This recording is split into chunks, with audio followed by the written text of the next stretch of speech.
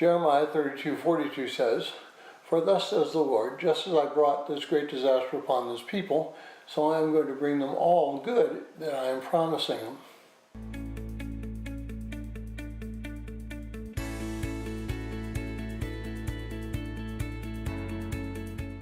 So if you're joining us in reading through this 90-day reading plan, today's reading is Jeremiah 32, verses 16 through 44, and I encourage you to read that passage.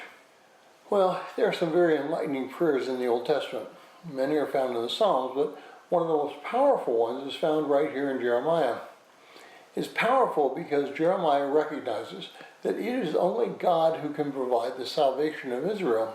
Because he is dealing specifically with the captivity, Jeremiah starts with the other major captivity of the Jewish nation, the captivity in the land of Egypt.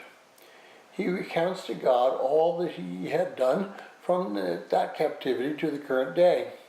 This is not to remind God something that he may have forgotten, but rather to remind Jeremiah himself that those are the things that God has done.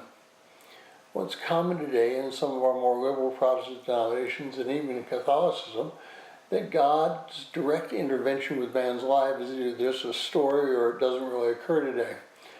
But that perception is completely foreign to those who have a close relationship with God through Christ.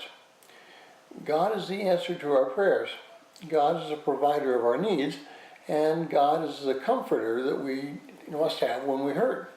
Finally, God is a judge when he needs to be. God is not a God who is far off. He's a God who is interactive with us in our daily lives and wants us to interact with him in a close personal relationship. Because God is in control of history, we have nothing to fear. He knows what will happen. He knows what we all will go through. And he is by our side at all times. In Matthew 28:20, we have a promise through Christ that he will be with us even to the end of the age. This means that he is in our daily walk, and we can trust him that he will fulfill all of the promises that he has made. We need only to lean on him for our fulfillment and for our salvation.